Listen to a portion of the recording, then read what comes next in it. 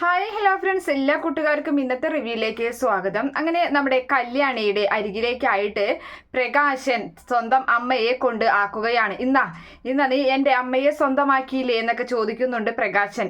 നീ ഇത്രയും നാൾ എൻ്റെ കൂടെ നിന്നിരുന്ന എൻ്റെ ജീവനായ എൻ്റെ അമ്മയെയാണ് നീ സ്വന്തമാക്കിയത് എന്നൊക്കെ നമ്മുടെ പ്രകാശൻ പറയണ കേൾക്കുമ്പോൾ കല്യാണി പറയുന്നുണ്ട്, ഞാൻ ആരെയും സ്വന്തമാക്കിയിട്ടില്ല. പിന്നെ ഈ സമയത്ത് സത്യങ്ങളൊക്കെ മനസ്സിലാക്കി ആ ഒരു തിരിച്ചറിവോടുകൂടി അമ്മമ്മ മാറിയെങ്കിൽ അത് ഞാൻ പറഞ്ഞിട്ട് എന്നും കൂടി പറയുകയാണ്. അങ്ങനെ പ്രകാശം പറയുന്നുണ്ട്, എന്തായാലും നിന്നോട് ഞാൻ ഒരിക്കലും ക്ഷമിക്കില്ല. നീ എന്നും എൻ്റെ ശത്രു തന്നെ ആയിരിക്കും. പിന്നെ നീ ഇങ്ങനെയൊന്നും എന്നെ കയ്യിലെടുക്കാന്ന് വിചാരിക്കാൻ വേണ്ട. ഞാൻ ഇരുന്ന് നിരങ്ങിയാലും നിന്റെ അരികിലേക്ക് വരില്ല എന്നൊക്കെ പ്രകാശം പറയുന്നുണ്ട്. അവളെ ആര് സ്നേഹിച്ചാലും അവരുടെ കൂടെ ആര് പോയി കഴിഞ്ഞാൽ അവരെല്ലാവരും എൻ്റെ ശത്രു തന്നെയാണ് എന്നും കൂടി പറയുകയാണ്. അത് നമ്മുടെ അമ്മമ്മയെ ഉദ്ദേശിച്ചിട്ടാണ്. അങ്ങനെ പ്രകാശൻ കലങ്ങിയ കണ്ണുകളോട് കൂടി തന്നെ അവിടെ നിന്നും വളരെ മനസ്സ് തകർന്ന് തന്നെ അവിടെ നിന്നും പോവുകയാണ്. അങ്ങനെ അമ്മൂമ്മ നേരെ കല്യാണിക്ക് അരികിലേക്ക് ചെല്ലുന്നുണ്ട്. എന്നിട്ട് ആ സമയത്ത് അവിടെയുള്ള അന്തേവാസികളൊക്കെ ചോദിക്കുന്നുണ്ട്, അല്ല ഇപ്പോഴും ഒരു കാര്യം മനസ്സിലാകുന്നില്ല, ഈ നിങ്ങൾ തമ്മിൽ എന്താ ബന്ധം, മേഡവും ഈ അമ്മയും തമ്മിൽ എന്താ ബന്ധം എന്ന് ചോദിക്കുന്നുണ്ട്. അപ്പൊ കല്യാണി പറയാണ്, ഞങ്ങൾ തമ്മിലൊരു ബന്ധമുണ്ട്, ഞങ്ങൾ തമ്മിലുള്ള ബന്ധം അത് ഞാൻ പറയില്ല, അത് ഈ അമ്മൂമ്മ തന്നെ പറഞ്ഞു തരും എന്താണെന്നുള്ളത്. ഇവിടെ വരുന്ന ഓരോ അമ്മമാർക്കും ഉണ്ടാകില്ലേ ഓരോ കാര്യങ്ങൾ പറയാനായിട്ട്, അപ്പൊ അതുപോലെ ഈ അമ്മയുടെ ജീവിതത്തിലുമുണ്ട്. അതുകൊണ്ട് അമ്മൂമ്മ തന്നെ എല്ലാം പറയില്ലേ എന്ന് ചോദിക്കുകയാണ്. അപ്പോൾ ഭാനുമതി അമ്മ പറയുന്നുണ്ട്, ഞാൻ പറയാം, എല്ലാം പറയാം, വള്ളി പുള്ളി തെറ്റാതെ എല്ലാം ഞാൻ പറയാമെന്നിങ്ങനെ പറയുന്നുണ്ട്. അങ്ങനെ നേരെ അവർ ആ ഫംഗ്ഷൻ നടന്നിരുന്ന ആ ഹാളിലേക്ക് തന്നെ പോവുകയാണ്. അങ്ങനെ മൈക്കിന് മുന്നിൽ നമ്മുടെ ഭാനുമതി അമ്മ നിൽക്കുകയാണ്. എല്ലാവരും കാതോർത്ത് ഇരിക്കുകയാണ്.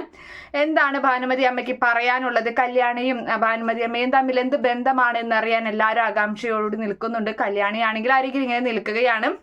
അങ്ങനെ ഭാനുമതി അമ്മ പറഞ്ഞു തുടങ്ങുകയാണ്, തമിഴ്നാട്ടിൽ വെച്ചിട്ട് കല്യാണം കഴിച്ചതും നമ്മുടെ കാർത്തികയെ ഓടയിൽ ഉപേക്ഷിച്ചതും അവിടെ നിന്ന് നാട് വിട്ട് മറ്റൊരു സ്ഥലത്തേക്ക് വന്ന് അവിടെ രണ്ടാമതൊരു കല്യാണം കഴിച്ചതും അതുപോലെ തന്നെ അതിലുണ്ടായ പെൺകുട്ടികളെ വെറുക്കുന്ന സ്ഥലത്തായിരുന്നു താൻ ജനിച്ച് വളർന്നത്, അതുകൊണ്ടാണ് ഇങ്ങനെയൊക്കെ സംഭവിച്ചത്.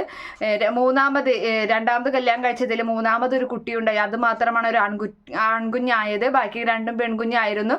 പിന്നെ രണ്ടാമത്തെ കുട്ടിക്ക് ഒരു സ്നേഹവും പരിഗണനയൊന്നും കൊടുത്തിരുന്നില്ല. ഇപ്പൊ പോയ ഈ ദുഷ്ടനായ എൻ്റെ മകനും അതിന് കൂട്ടാണ്, ഞാനും അങ്ങനെ തന്നെയായിരുന്നു. പിന്നെ ആ കുഞ്ഞിന് ശബ്ദം നഷ്ടപ്പെടാൻ കാരണം ആ അമ്മ ഗർഭിണിയായിരുന്ന സമയത്ത് ഞാനും അവനും കൂടിയിട്ട് വിഷം കൊടുത്തായിരുന്നു, അപ്പോഴാണ് ആ കുഞ്ഞിന്റെ ശബ്ദം നഷ്ടപ്പെട്ടത് എന്നുള്ള കാര്യങ്ങളെല്ലാം തന്നെ ഭാനുമതി അമ്മ പറയുന്നത് കേൾക്കുമ്പോൾ അവിടുത്തെ അന്തേവാസികൾക്ക് സഹിക്കാൻ കൂടി പറ്റുന്നില്ല. അങ്ങനെ അന്തേവാസികൾ പറയാണ്, ഇങ്ങനെയൊക്കെ മനുഷ്യന്മാർ ക്രൂരത ചെയ്യും, ഞങ്ങൾ ഇവിടെ വന്നിട്ടുള്ളത് ഞങ്ങളെയൊക്കെ മക്കളും കൊച്ചുമക്കളൊക്കെ തള്ളിക്കളഞ്ഞതുകൊണ്ട് ആ ഒരു അവസ്ഥയിലാണ്, ഇങ്ങനെയൊക്കെ ഇത്രയും വയസ്സായിട്ട് ഇങ്ങനെയൊക്കെ ചിന്തിക്കുന്നവരുണ്ടോ ഈ നാട്ടിലെന്ന് ഇങ്ങനെ ചോദിക്കുകയാണ്. ഇങ്ങനെയുള്ള അമ്മയെ എങ്ങനെ ഇവിടെ താമസിപ്പിക്കാനാണ്, വേണ്ട ഇവിടെ വേണ്ട എന്ന് ആ വാർഡൻ തീർത്തു പറയുകയാണ്. അങ്ങനെ ആ അമ്മ പറയുന്നുണ്ട്, ഒരു കാര്യം കൂടി ഞാൻ പറയാം, എൻ്റെ ആ കുട്ടിയുണ്ടല്ലോ, ആ സംസാരിക്കാൻ കഴിയാത്ത ആ കുട്ടി, അതാണ് നിങ്ങൾ ഈ പറയുന്ന നിങ്ങളുടെ ഈ മേഡം എന്ന് പറയുന്ന എൻ്റെ കല്യാണി മോള് ഇതാണ് എന്ന് പറയുകയാണ്.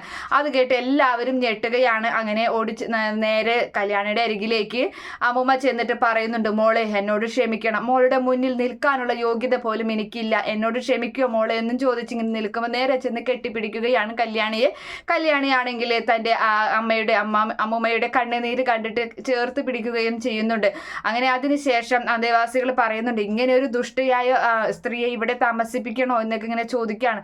അപ്പോൾ ആ സമയത്ത് വേണ്ട, ഇനി എന്തായാലും ഒന്നും പറയണ്ട, കഴിഞ്ഞതൊക്കെ കഴിഞ്ഞു, ഇനിയിപ്പോൾ ഇവിടെ തന്നെ നിൽക്കട്ടെ, അമ്മൂമ്മയ്ക്ക് ഇവിടെ നിൽക്കാനുള്ള സാഹചര്യം ഞാൻ ഉണ്ടാക്കി തരാം, അമ്മൂമ്മ നല്ലതാണെന്ന് അമ്മൂമ്മയുടെ സ്വഭാവത്തിലുള്ള മാറ്റം കണ്ടിട്ട് അമ്മൂമ്മയുടെ സ്വഭാവം മാറണം എന്നും കൂടി പറയുന്നുണ്ട്. അപ്പോൾ ആ സമയത്ത് ഇല്ല മോളെ, ഇനി അങ്ങോട്ടൊരു തിരിച്ചുപോക്കില്ല എന്നും പറയുന്നുണ്ട്. അങ്ങനെ കല്യാണിയെ ചേർത്ത് പിടിച്ച് കല്യാണി നേരെ കൊണ്ടുപോകുന്നത് അമ്മൂമ്മയെ കൊണ്ടുപോകുന്നത് ഒരു മുറിയിലേക്കാണ്. അങ്ങനെ ആ മുറി കാണിച്ചു കൊടുത്തിട്ട് പറയുന്നുണ്ട്, എല്ലാവർക്കും ഇവിടെ ഒരുപോലെ തന്നെ തുല്യതയുള്ളതാണ് കാര്യങ്ങളെല്ലാം, പിന്നെ എൻ്റെ അമ്മൂമ്മയായതുകൊണ്ട് അമ്മൂമ്മയുടെ കാര്യത്തിൽ ഇവിടെ ഉള്ളവർ നല്ല സ്നേഹവും പരിചരണമൊക്കെ കൂടുതൽ തരും, അതുകൊണ്ട് ഇവിടെ താമസിച്ച് ഒരു കുറവും കൂടാതെ എന്ന് പറയുന്നുണ്ട്. അത് മതി മോളെ, എനിക്കൊരു തല ചായ്ക്കാൻ ഒരു ഇടം കിട്ടിയാൽ അത് മാത്രം മതി, മോൾക്ക് എന്നോട് ദേഷ്യമാണോ എന്നൊക്കെ ചോദിക്കുന്നുണ്ട്.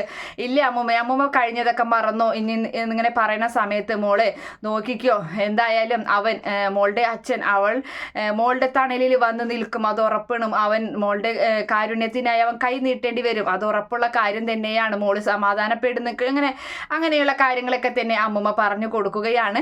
അങ്ങനെ കല്യാണി പറയുന്നുണ്ട്, എന്നാൽ ഞാൻ പോയിട്ട് വരാം അമ്മൂമ്മ ഇവിടെ നിൽക്കും, ഞാൻ ഇടയ്ക്ക് വരാം എന്നും പറഞ്ഞിട്ട് ഓ ശരി മോളെ എന്നും പറഞ്ഞ് അങ്ങനെ നല്ല സങ്കടം തന്നെയുണ്ട് ഭാനുമതി അമ്മയുടെ മുഖത്ത്. അങ്ങനെ കല്യാണി അവിടെ നിന്നും യാത്ര പറഞ്ഞ് പോവുകയാണ്. അങ്ങനെ ഭാനുമതി അമ്മ അവിടെ നിന്ന് നിൽക്കുകയും ചെയ്യുന്നുണ്ട്. അതിനുശേഷം കാണിക്കുന്നത് കല്യാണി ഹോസ്പിറ്റലിലേക്ക് പോകുന്നതാണ്. അപ്പോൾ ഹോസ്പിറ്റലിൽ നമ്മുടെ കാദംബരിയുടെ കുഞ്ഞിനെ ഇങ്ങനെ എടുത്തുകൊണ്ടിരിക്കുകയാണ് കാദംബരി. അപ്പോൾ അവിടേക്ക് ദീപയും ഉണ്ട്. അപ്പോൾ കാദംബരി ഈ കാര്യങ്ങളൊക്കെ അവിടെ വന്ന് കല്യാണി പറയുന്നുണ്ട്, ഡി നീ ഇതിനു മുൻപും നിന്നെ അവർ ഇതുപോലെ സ്നേഹിച്ചതൊക്കെയല്ലേ, എന്നിട്ട് അവരുടെ ഭാഗത്തു നിന്നും എന്താ ഉണ്ടായതെന്ന് എനിക്കറിയില്ല, അതുകൊണ്ട് അവരുടെ വാക്കുകൾ വിശ്വസിക്കേണ്ട, അവര് ചിലപ്പോ ഇതൊക്കെ നാടകമായിരിക്കും എന്നിങ്ങനെ പറയുന്നുണ്ട്. അപ്പോൾ കല്യാണി പറയുന്നുണ്ട്, എനിക്ക് അങ്ങനെ തോന്നിയില്ല ചേച്ചി എന്ന് പറയുന്നുണ്ട്. അപ്പോൾ ദീപ പറയണം, അത് ശരിയാണ് കാദംബരി പറഞ്ഞത്, എന്തായാലും അവർ പെട്ടെന്നൊന്നും മാറില്ല മോളെ, അവരുടെ മനസ്സ് അങ്ങനെയുള്ളൊരു മനസ്സാണ്, പിന്നെ തലചായ്ക്കാൻ ഒരു ഇടമില്ല, അതുകൊണ്ട് മാത്രമായിരിക്കും മോളുടെ മുന്നിൽ അങ്ങനെ കരഞ്ഞ് അഭിനയിച്ചത്, അത് അവരുടെ പുതിയ അടവ് തന്നെ ആയിരിക്കുമെന്ന് ദീപയും പറയുന്നുണ്ട്. അപ്പോൾ ആ സമയത്ത് കല്യാണി പറയണം, എന്തോ ആയിക്കോട്ടെ, എന്തായാലും അടവായാലും എന്തായാലും അവിടെ നിൽക്കണമെങ്കിൽ നിൽക്കട്ടെ, ഒരു ഇത്രയും വയസ്സൊക്കെ ആയതല്ലേ അവിടെ നിൽക്കട്ടെ, പിന്നെ ഇത് ഇനിയെങ്കിലും മനസ്സ് മാറി നല്ല തീരുമാനം നല്ല ജീവിതം തെരഞ്ഞെടുത്തില്ല എന്നുണ്ടെങ്കിലും അവർക്ക് തന്നെയാണ് നഷ്ടം, അല്ലാതെ ആർക്കാ എനിക്കൊരു നഷ്ടവും വരാനില്ല എന്നും കൂടി പറയുന്നുണ്ട്. അങ്ങനെ അതിനുശേഷം കാണിക്കുന്നത് നമ്മുടെ പ്രകാശിനെയാണ്. പ്രകാശൻ നേരെ സരയുവിനെയും അതുപോലെ വിക്രത്തിനെയും കാണാൻ വന്നിരിക്കുകയാണ്. അങ്ങനെ വിക്രത്തിനോടും സരയുവിനോടൊക്കെ ആയിട്ട് പറയുന്നുണ്ട്, എൻ്റെ പുന്നാര അമ്മ, എൻ്റെ പ്രാണനായിരുന്ന എൻ്റെ അമ്മ എന്നെ വിട്ട് അവളുടെ അരികിലേക്ക് പോയി, ആ കല്യാണിയുടെ അരികിലേക്ക്, എനിക്കത് ഒട്ടും സഹിക്കാൻ പറ്റുന്നില്ല മോനെ എന്ന് പറയുന്നുണ്ട്. അപ്പോൾ ആ സമയത്ത് ഇതുകൊണ്ട് തന്നെയാണ് ഞാൻ കല്യാണിയെ ഇല്ലാതാക്കണമെന്ന് പറഞ്ഞത് എന്നിങ്ങനെ സരയു പറയുന്നുണ്ട്. അതിന് ഇവനെ കൊണ്ട് സാധിക്കുമെന്ന് തോന്നുന്നില്ല എന്ന് വിക്രത്തിനെ നോക്കി സരയു പറയാണ്. അപ്പോൾ പ്രകാശം പറയുന്നുണ്ട്, വിക്രത്തിന്റെ കൂടെ അവൻ ഒറ്റയ്ക്കല്ല മോളെ, ഇനി ഞാനുമുണ്ട്, അവളെ ഇല്ലാതാക്കാൻ ഞാൻ എന്ത് വേണമെങ്കിലും ചെയ്യും, അത് ഉറപ്പാണ് എന്ന് പറയാണ്.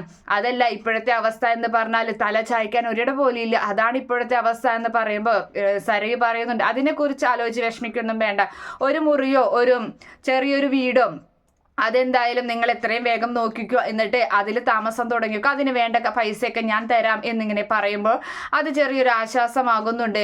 അപ്പോൾ അങ്ങനെ പറയാണ്, എന്തായാലും എൻ്റെ രക്തത്തിൽ പിറന്നു എന്ന് പറയുന്ന ആ കാർത്തിക ഉണ്ടല്ലോ, അവളെ എത്രയും വേഗം ഇല്ലാതാക്കണം, അതുപോലെ ആ കല്യാണിയെയും അവരൊക്കെ തന്നെ ഇല്ലാതാക്കണം, ആരും വേണ്ട ഇവിടെ, നമ്മളെ ചതിച്ചവരാരും വേണ്ട എന്നൊക്കെ ഇങ്ങനെ പ്രകാശം പറയുന്നുണ്ട്. എന്തായാലും സരയു അങ്ങനെ പറഞ്ഞ് അവിടെ നിന്നും പോവുകയാണ്. അങ്ങനെ നമ്മുടെ വിക്രത്തിനോട് പറയുന്നുണ്ട്, മോനെ എന്തായാലും ഞാനൊരു മെക്കാനിക്കല്ലേ, അപ്പോൾ അവർ സഞ്ചരിക്കുന്ന ആ കാറ് അതിന്റെ ബ്രേക്ക് ഞാൻ അഴിച്ചിടും, അവരെ ഞാൻ എന്നിട്ട് കൊല്ലും എന്ന് പറയാം. ഇതിനു മുൻപ് ഞാൻ അങ്ങനെ ചെയ്യാൻ നോക്കിയത് മോന് ഓർമ്മയില്ലേ, അതിൽ വീണത് മോൻ തന്നെയാണ്, അതിന് ശേഷമാണ് മോൻ്റെ ശബ്ദം നഷ്ടപ്പെട്ടതും.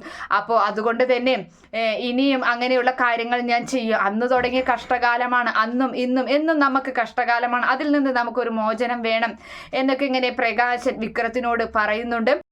പിന്നീട് കാണിക്കുന്നത് കല്യാണിയെയാണ്. കല്യാണി തൻ്റെ വീട്ടിൽ റൂമിലിരുന്നിട്ട് കലണ്ടറൊക്കെ എടുത്തിട്ട് അതിൽ 10-ാം തീയതിയൊക്കെ ഒരു പേനയോണ്ട് വട്ടിട്ടുകൊണ്ടിരിക്കുകയാണ്. പേന കൊണ്ട് വട്ടിടുന്ന കാഴ്ച കണ്ട അവിടേക്ക് കിരൺ വരുന്നുണ്ട്. എന്താണ് ഈ കലണ്ടറൊക്കെ എടുത്ത് വെച്ചിട്ടുള്ള പരിപാടി എന്ന് ചോദിക്കുന്നുണ്ട്.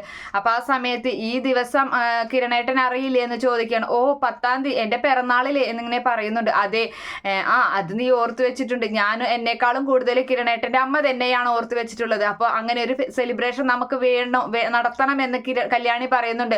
അത് വേണോ, അച്ഛനും അമ്മയും നാട്ടിലില്ലല്ലോ, പിന്നെ സോണിയും അതുപോലെ ആൽബി ഒന്നും ഇവിടെ ഇല്ലല്ലോ, പിന്നെ നമ്മളായിട്ട് ഒരു ഇത് നടത്തണോ, പിന്നെ ഇവിടെ നടത്തി കഴിഞ്ഞാൽ അയൽവക്കത്തുള്ളവർ അവരെ കാണിക്കാൻ വേണ്ടി നടത്തുകയാണെന്ന് പറയുകയും ചെയ്യും എന്നൊക്കെ ഇങ്ങനെ കല്യാണി പറയുന്നുണ്ട്. അപ്പൊ ആ സമയത്ത് കല്യാണി തന്നെ പറയാണ്, വേണ്ട ഇവിടെ വെച്ച് നടത്തണ്ട, നമുക്കൊരു കാര്യം ചെയ്യാം, ആ വൃദ്ധസദനമുണ്ടല്ലോ അവിടെ പോയിട്ട് നമുക്ക് ഏട്ടൻ്റെ പിറന്നാൾ ആഘോഷം, കിരണേട്ടൻ്റെ പിറന്നാൾ ആഘോഷം നടത്താമെന്ന് പറയാണ്. അപ്പോൾ ആ സമയത്ത് അവിടെയുള്ള അച്ഛനമ്മമാർക്കൊക്കെ അതൊരു വലിയ സന്തോഷമായിരിക്കും, പിന്നെ എൻ്റെ അമ്മൂമ്മയും ഉണ്ടല്ലോ അവിടെ എന്നിങ്ങനെ പറയുന്നത് കേട്ടിട്ട് അങ്ങനെ പറയുന്ന ഒരു ഭാഗം കാണിച്ചിട്ടാണ് ഇന്നത്തെ എപ്പിസോഡ് അവസാനിക്കുന്നത്. Okay friends, bye, thank U.